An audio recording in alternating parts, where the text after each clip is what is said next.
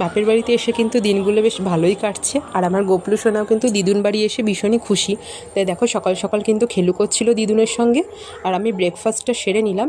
তো মা যেহেতু ছেলেকে রেখেছিল, তার জন্য আমি কিন্তু রান্নাঘরটা সামলানোর দায়িত্ব নিয়ে নিয়েছি আর কি। তো দেখো বাবা কিন্তু নিয়ে চলে এসেছে একদম জ্যান্ত শিং মাগুর মাছ। তো ওগুলোকে ভেজে নিলাম আর কি। তো তারপরে আমাদের এবার রান্নাবান্নার জোগাড়গুলো করে নিলাম। তো মাছের মাথা নিয়ে এসেছিলো বাবা, তো মাছের মাথা দিয়ে আলু দিয়ে একটা তরকারি হবে। তো মা একটা কিছু করে নিল কড়াইতে। তার মাঝখানে কিন্তু দেখো জোরে একটা বৃষ্টি নেমেছে কিন্তু। তো বৃষ্টি দেখে এসে কিন্তু ভাতটাও বসিয়ে দিয়েছি এদিকে। তারপরে কিন্তু আমি একটু রান্নাটা করে নেব। তো মাঝখানে কিন্তু মা সমস্ত বাদবাকি রান্না কিছুটা করেছিল, তারপরে লাস্টে এই মাছের মাথার তরকারিটা আর কি আমি করছি।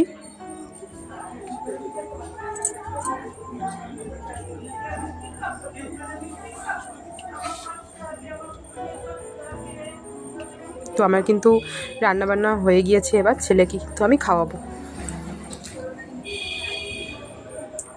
এই যে ঝোল মানে মশলা কিন্তু কষা হয়ে গিয়েছে। এবার লাঞ্চ টাঞ্চ সেরে নিয়ে একটুখানি বিকালে বেরিয়েছিলাম। তো সবাই খুব ভালো থেকো। আজকের ব্লগটা এই পর্যন্তই, দেখা হবে একটা নেক্সট ব্লগে।